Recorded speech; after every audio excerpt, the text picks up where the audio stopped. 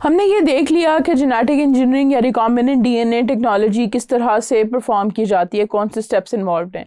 अब हम ये देखेंगे कि उन स्टेप्स को परफॉर्म करते हुए, जेनेटिक इंजीनियरिंग को परफॉर्म करते हुए हमने अभी तक अचीव क्या किया है in this section, that is achievements of genetic engineering. सबसे पहले तो मेजर अचीवमेंट, हमने ह्यूमन इंसुलिन बना ली और डायबिटीज़ जो है इट इज़ नाउ, और डायबिटीज़ जो है उसके ट्रीटमेंट के तौर पे अब हम ये इंसुलिन यूज़ करते हैं। The next thing is human growth factor. हमने 1970s में ही, यानी कि 1977 में ई कोलाई बैक्टीरियम जो है that was created and it was capable of synthesising the human growth hormone. तो हमने ह्यूमन ग्रोथ हार्मोन सर्टेन जो ग्रोथ या डेवलपमेंटल डिसऑर्डर्स हैं उनके लिए बना लिया और अब ये यूज़ भी होता है। Then what we have is hormone thymosin. Thymosin जो है it proves effective against brain and lung cancers and that has been produced by genetically modified organisms. तो हम क्या करते हैं कि हम यूजुअली जो भी एंजाइम्स या प्रोटीन्स जो डेफिशिएंट होती हैं सर्टेन डिजीज़ में, उनको हम आर्टिफिशियली सिंथेसाइज कर सकते हैं with the help of genetic engineering. Then what we have is beta endorphins. Beta endorphins जो हैं basically क्या है, it's a painkiller that is produced by the brain. ये हमारे अंदर naturally भी होता है, लेकिन हमने इसको artificially भी produce कर लिया है to use as a painkiller that is already in the body, so it's not harmful. और हम externally ये provide कर सकते हैं for the treatment of many diseases.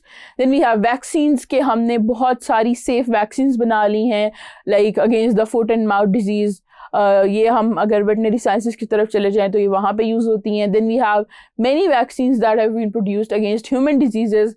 Hepatitis B है, पोलियो है, इवन इबोला की वैक्सीन है, अब कोरोना की वैक्सीन है। तो ये सारी चीज़ें जो हैं ये हमने जेनेटिक इंजीनियरिंग के थ्रू बनाई हैं।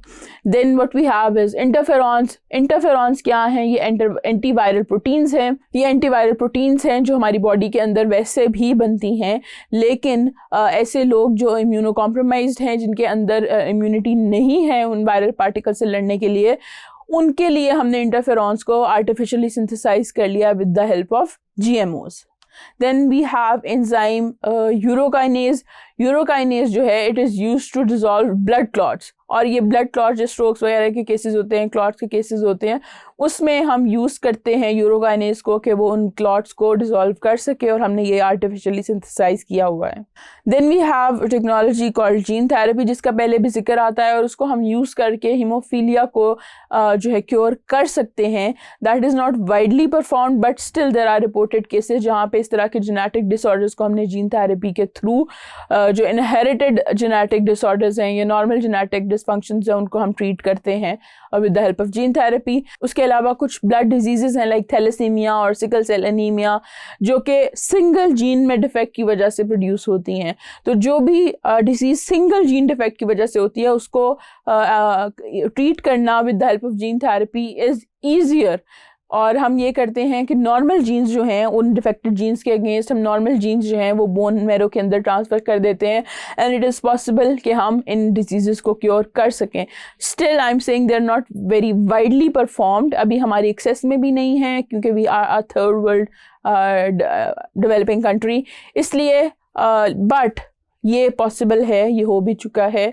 इतनी अभी सक्सेस रेट नहीं है, वाइडली अवेलेबल नहीं है, but it's done, it's being done.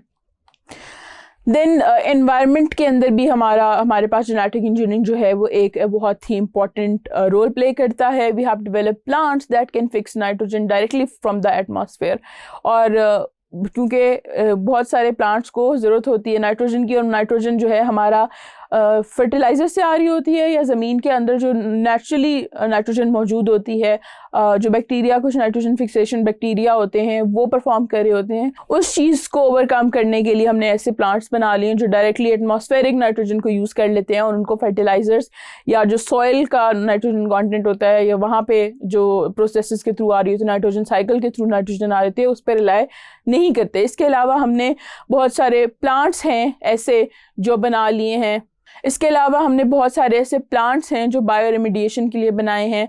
कुछ हैवी मेटल्स वगैरह को वो ज़मीन से जो है वो एब्जॉर्ब कर सकते हैं और अपने पत्तों में स्टोर कर लेते हैं।